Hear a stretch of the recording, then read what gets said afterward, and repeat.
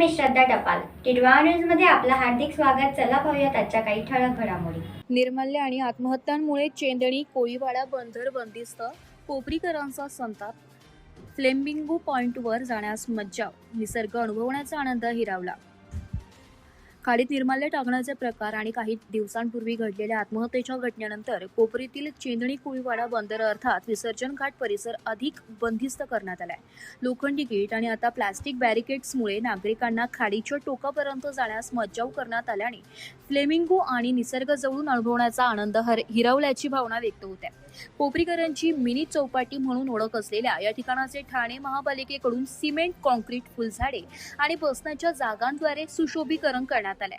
त्यामुळे morning walk आणि विरंगुळ्यासाठी आकर्षक जागा निर्माण झाली असली तरी आता खाडी किनाऱ्यावरील नैसर्गिक सौंदर्य अनुभवण्यावर निर्बंध आले. स्थानिकांच्या मते काही नागरिकांकडून खाडीत निर्माल्य टाकले जात असल्याने प्रशासनाने घाटाच्या टोकाला लोखंडी गेट बसवले. त्यानंतर काही दिवसांपूर्वी एका व्यक्तीने गेटवर चढून आत्महत्या केली. या घटनेनंतर सुरक्षेच्या कारणास्तव परिसर अधिक बंदिस्त करण्यात येत असल्याचं बोललं जात आहे.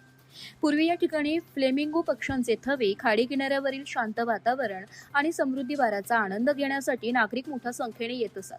मात्र आता वाढत्या निर्बंधामुळे काहींच्या चुकीची शिक्षा सर्व नागरिकांना मिळत आहे, अशी नाराजी कोपरीकर व्यक्त करत आहे.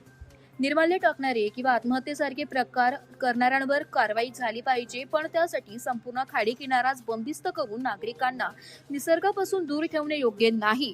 चेंदणी कोळीवाडा बंदर हे नागरिकांसाठी फक्त विसर्जन घाट नाही, तर निसर्ग अनुभवण्याची जागा आहे. टिटवाळा न्यूजसाठी आनंद कोळी, चेंदणी कोळीवाडा, ठाणे पूर्व. मी चेंदणी कोळीवाडा येथील ग्रामस्थ आनंद प्रभाकर कोळी. या इथे हे जे चेंदणी कोळीवाडा बंदर आहे, मुळात ही आमच्या चेंदणी कोळीवाडा बंदराची, आमच्या चेंदणी कोळीवाड्यातील लोकांची ही वहिवाट. आणि आज इथे महापालिकेने जे सुशोभीकरण केलेलं आहे, तर या सुशोभीकरण करताना मुळात तिथे पहिला जो ठाणे खाडी किनारी जो गेट टाकलेला आहे, त्या गेटलाच आमचा विरोध असताना आज समजा इथे ज्या आत्महत्या होतात आहेत, त्या मुळात एक गेट बांधला असताना त्याच्यावरती जाऊन समजा एखादा आत्महत्या करत असेल आणि असे जर का आत्महत्या जर का नेहमी घडणार असतील, तर त्याला अजून एक तुम्ही बंदिस्त अजून खाडी किनारी एक गेट टाकणं ही काही उपाययोजना त्याच्यामुळे होणार नाही आहे. तर आमचं तर अशी मागणी आहे की हा जो चेंदणी कोळीवाडा बंदर आहे, आज इथे सगळे इकडचे जे नागरिक आहेत ते इकडचे निसर्गाचा आनंद घेण्याकरता या चेंदणी बंदराच्या इथे येतात. आणि या इथे महापालिका अजून समजा जर का गेट टाकून जर का नागरिकांना जर का अटकाव करत असेल, तर त्याला आमचा चेंदणी कोळीवाडा येथील नागरिकांचा पूर्णपणे विरोध आहे. आणि असं कोणताही गेट इथे टाकला जाऊ नये. मुळात तो जो पहिला जो गेट टाकलेला आहे तोच मुळात चुकीचा आहे, तो काढण्यात यावा ही आमची प्रशासनाकडे मागणी आहे.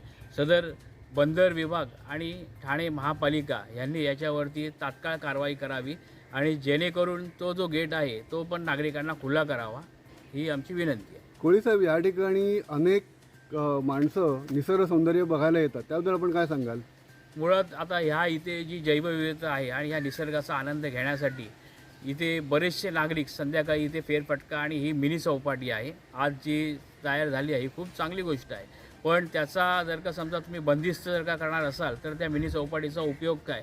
आणि जर का समजा सगळ्यांना नियम कायदे जर का महापालिका लावणार असेल, तर मुळात ही जो खर्च केलेला आहे आणि हे जे निसर्ग आहे हे बंदिस्त करण्यामागे ठाणे महापालिकेचं नियोजन काय आहे हे महापालिकेने जाहीर करावं. तर या होत्या आजच्या काही ठळक घडामोडी. उद्या पुन्हा भेटू याच ठिकाणी.